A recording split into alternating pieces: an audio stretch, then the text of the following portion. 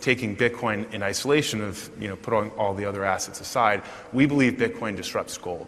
We think it's a better gold if you look at the properties of money and what makes gold, scarcity. Bitcoin's actually fixed in supply. So it's better than scarce in gold. It's more portable, it's fungible, it's more, durable.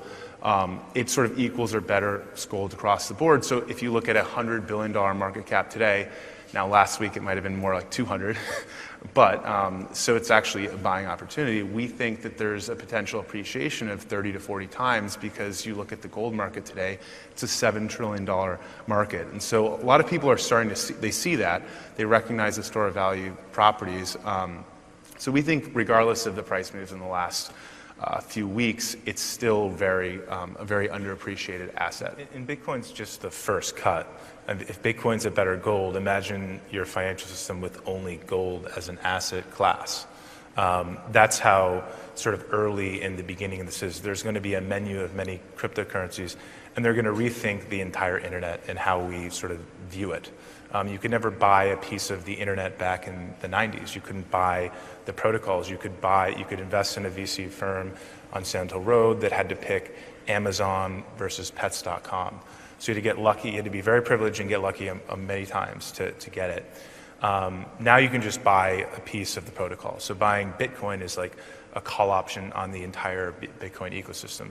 A Bitcoin company will not work out before Bitcoin works out itself first. So the ultimate Bitcoin bet is Bitcoin, or the ultimate Ethereum bet is Ether.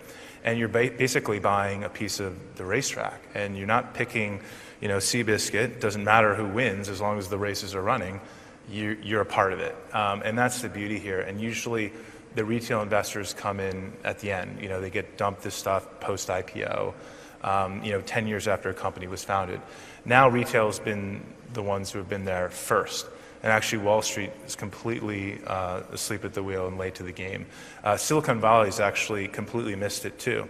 People in Silicon Valley and the companies have maybe personally got it. Some VCs have personally invested in coins, but they structurally were unable to had to invest in C Corps.